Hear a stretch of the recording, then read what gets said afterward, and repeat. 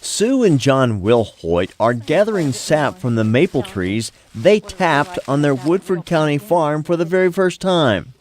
For their initial venture into sap collecting, the Wilhoits tapped about 40 maple trees that are at least 10 inches in diameter. The sap is dripping through this plastic tubing from the trees during the day when the temperature reaches about 40 degrees after a night of freezing temperatures, and is collected in these food-grade buckets.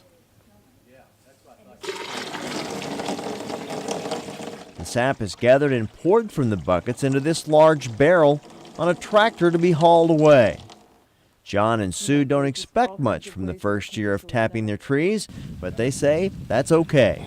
You saw the hillside with the taps, and we kind of planned it out, so Sue will be driving the tractor through the woods here and collecting as she goes, so she doesn't have to carry the buckets too far, and then down at the bottom of the hill she'll come back out around. Right. So we'll be doing that daily during or Sue will be doing it daily during the sap collecting. John's day job is a University of Kentucky extension specialist in specialty crops mechanization. Therefore, he has more than a casual interest in collecting sap from maple trees. Both John and Sue together care about maintaining their woodlands. It's hard to make woods pay.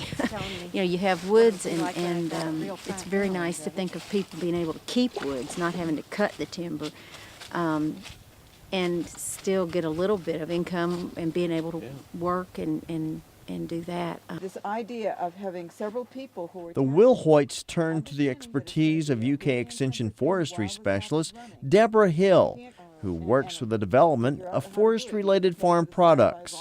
Hill says she is seeing more people who have the same outlook as the Wilhoits. And I think it's also an attitude that I am seeing more and more with farmers or farmland and forest land owners, is they want to maximize the income they can get from their land. And if you have these kinds of trees, why not do this? Remember that this is one of sort of very few agricultural products that has like an eternal shelf life and is a very high value product.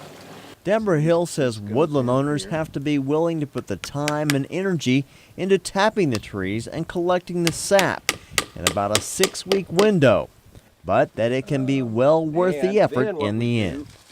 From the University of Kentucky College of Agriculture, I'm Jeff Franklin reporting.